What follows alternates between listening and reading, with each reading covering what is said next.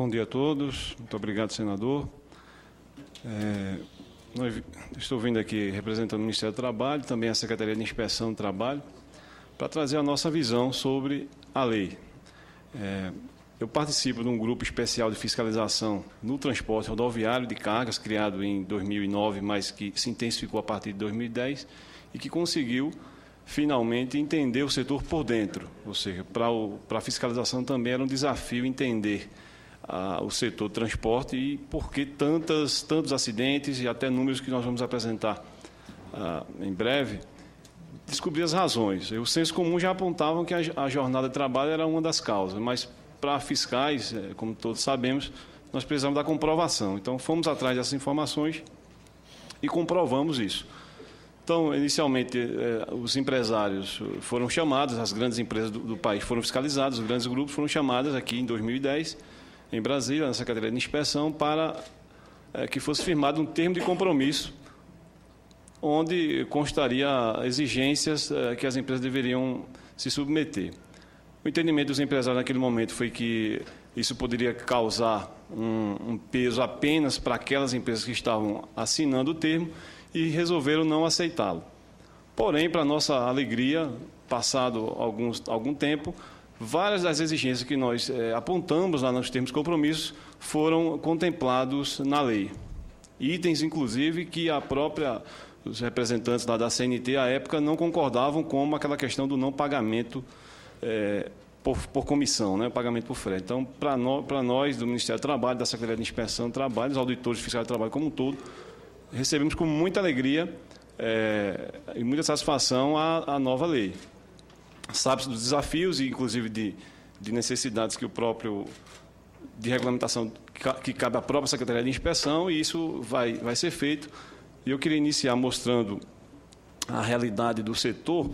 Nós fizemos esse trabalho, como eu falei, em 2010, porém resolvemos fazer uma atualização desses números para trazer aqui para os senhores, para as senhoras, para que a gente saiba exatamente a situação que estamos vivendo ainda no país. Então, para iniciar, trazendo aí as estatísticas dos acidentes, esses são os dados oficiais do INSS. Há um convênio entre o INSS, entre o Ministério da Previdência e o Ministério do Trabalho, onde todos os dados de acidentes são enviados para nós. Então, fizemos esse levantamento dessas estatísticas, atualizadas aí até junho desse ano, né? Então, ao fazer a análise, né, já nos causa aí um certo espanto. O transporte rodoviário de carga já lidera ali o número de acidentes fatais. Essa estatística aí diz respeito apenas a acidentes fatais.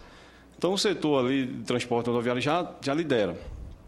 Eu coloquei em amarelo aí os setores relativos, os quinais relativos à construção civil, lato sensu, porque mesmo somados ali, eles se aproximam um pouco lá do transporte rodoviário de carga. Então, ao se analisar por quinai, o transporte rodoviário de carga já é o setor que mais mata no país. E isso precisa ser dito claramente para que entendamos a relevância da nova lei.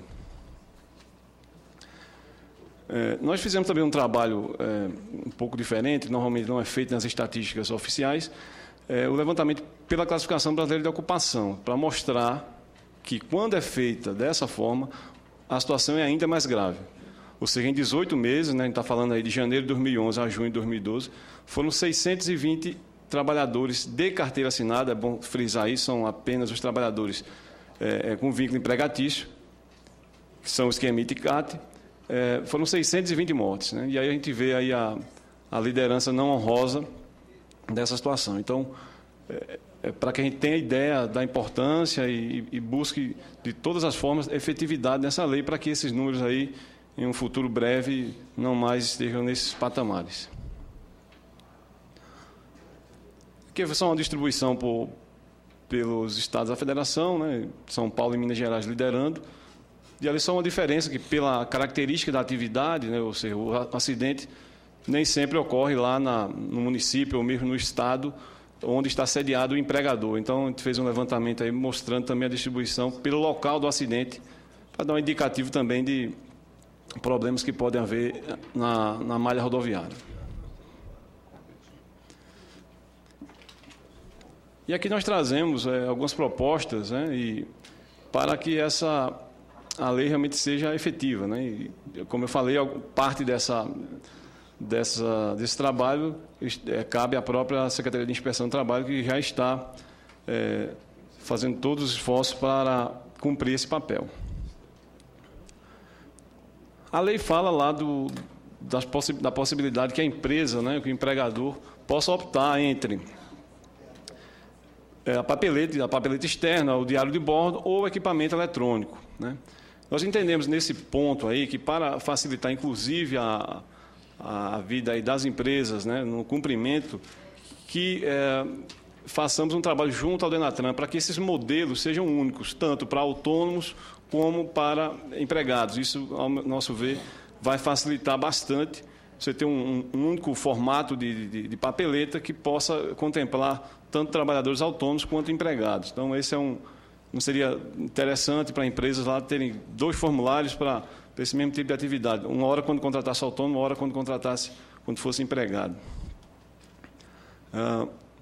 Também está sendo elaborado um anexo à NR 24, porque a lei trouxe a previsão de que a NR vai ser aplicada também para os locais de descarga e de espera, né, onde os motoristas estão, lá nos embarcadores ou terminais portuários. Então, como a NR 24 ela é genérica, está trabalhando num anexo específico à SNR para que traduza a realidade do transporte rodoviário, né? Então, para que ela fique mais específica e possa ser mais aplicada e os resultados sejam melhores. Também notas técnicas e instruções normativas estão sendo elaboradas, porque alguns institutos criados pela lei, como o tempo de espera, que é algo novo na legislação, que também seja padronizado no Brasil todo, para que os auditores, ao máximo, tentem ter o mesmo procedimento para a segurança, inclusive, das empresas, que não vão correr o risco de terem procedimentos diferentes para a mesma irregularidade. O último item aí que eu apresentei ali, que eu apresento, é o Projeto Nacional de Fiscalização. É esse projeto do qual eu faço parte e que, para 2013, já foi aprovado recentemente, para 2013, a aplicação desse projeto também nos grandes embarcadores, terminais portuários, como eu falei aí. Então, não mais nós iremos especificamente ou só as empresas transportadoras, como também iremos naqueles locais que demandam por esse serviço. Então, os senhores embarcadores e também os terminais portuários vão receber a nossa visita e lá vai ser verificado tanto a questão da NR 24, a questão do ambiente lá de trabalho onde estão os motoristas, como também serão fiscalizadas as empresas que estiverem lá e também os autônomos, né, que estiverem naquela situação. Os autônomos, digo, na questão do ambiente que eles estão lá colocados. O GETRAC aí é justamente o grupo especial da fiscalização do transporte rodoviário de carga, né? Então, como eu disse, nós fizemos essa fiscalização por dentro, entendendo realmente o setor, nós estamos trazendo algumas situações que nós verificamos para que a gente possa debater em cima de fatos, ou seja, havia uma impressão, a própria fiscalização tinha uma ideia de que havia aquele tipo de irregularidade, só que não era feita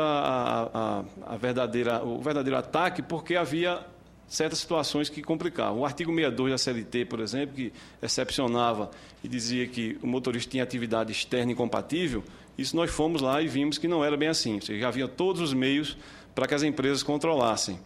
Então, assim, foi uma das grandes batalhas que nós tivemos com as empresas, foi esse, mostrar que, na verdade, já havia meio de controle, mesmo antes da nova lei.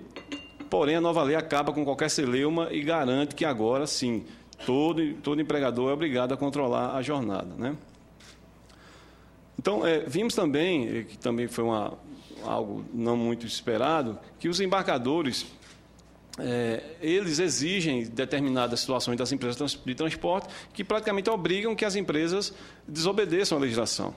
Então, são prazos muito curtos, geralmente não se exige dupla de motorista ou a troca de motorista ao longo do percurso, e também se preocupando unicamente com o frete, o valor do frete. Então, empresas sérias, que evidentemente encontramos muitas dessas, a maioria, posso dizer, tem dificuldade porque enfrenta essa concorrência desleal. Ou seja, A empresa que se apresenta lá para transportar com um motorista fazendo uma jornada de 20 horas por dia, ou mesmo sem carteira, sem nada, vai levar vantagem em relação a empresas sérias que brigam para se manter no mercado e terem seus legítimos lucros.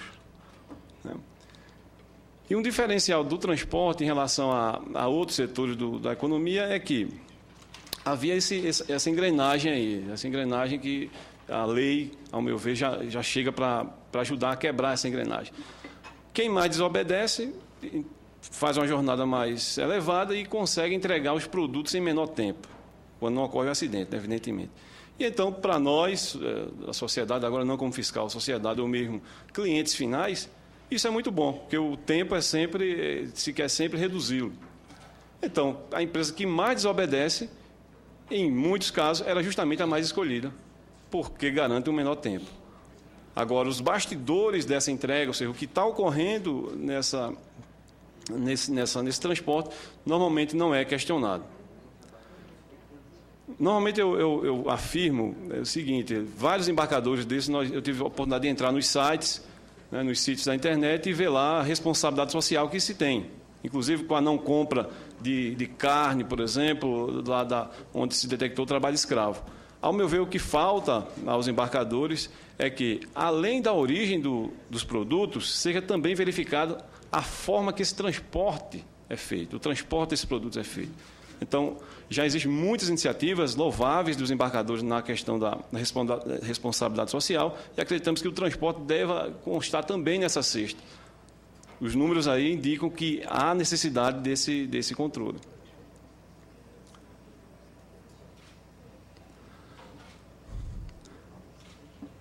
Aqui é um acidente, é só um resumo de um dos acidentes. Nesse trabalho que nós fazemos, nós colhemos dados e fazemos as análises dos acidentes ocorridos. Normalmente escolhemos acidentes mais graves para demonstrar a situação, né? Esse acidente aí, nós normalmente apresentamos um vídeo, só que ele é um pouco mais demorado, e para contribuir aqui com o andamento da audiência, nós vamos deixar de apresentar o vídeo, mas um resumo aí já diz tudo. Então, é um vídeo ilustrado? É um vídeo do Google Earth, senador. Quer passar um pedaço, só para dar uma sequência? Você tem aí? Tenho. Nós estamos conversando aqui com... Ele disse que o vídeo é interessante, nem que nós apresentássemos um pedaço desse vídeo. Tu tem ele à disposição aí? Na verdade, é um arquivo do Google Earth, que precisaria então ter o programa instalado. Eu tenho um programa instalado no meu notebook. Não sei se é possível conectar. E se conectar...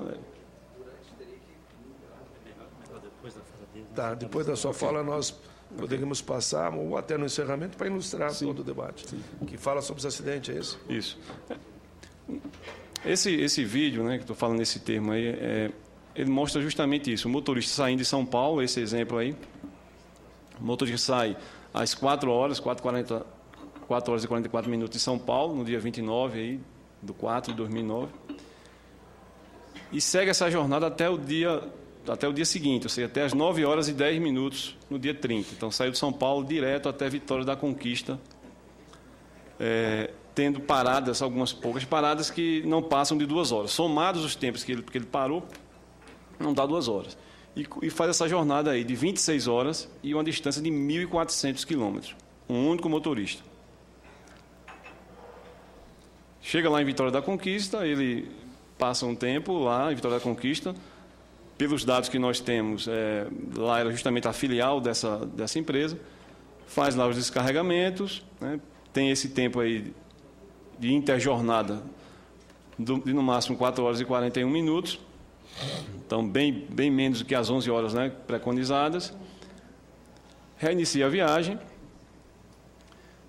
e às 23 horas e 2 minutos sofre um acidente lá nas proximidades de Salvador. Ele choca o veículo contra a traseira de um outro que estava estacionado.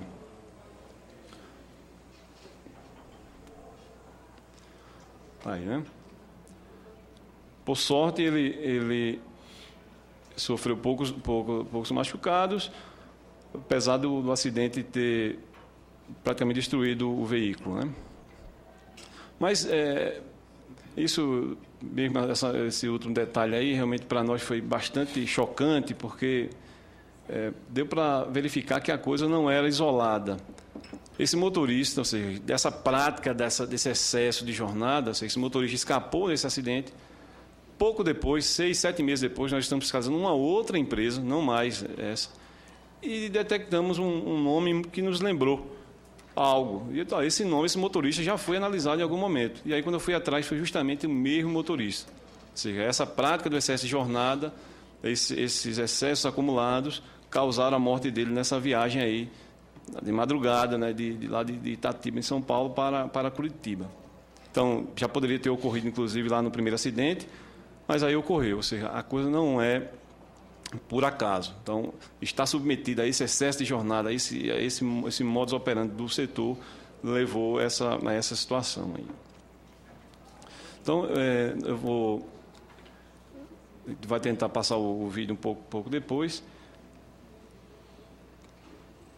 Mas só um pouco antes aqui de terminar, sobre a lei especificamente, né, eu também tenho participado de vários debates sobre a lei, e queria, senador, frisar sobre a questão da parada das 4 horas. Eu tenho visto muita discussão e fui reler a lei com cuidado, trocando ideias, inclusive com colegas auditores, com procuradores, e, ao meu ver, está havendo um excesso, ou uma interpretação um pouco restrita do que a lei prevê.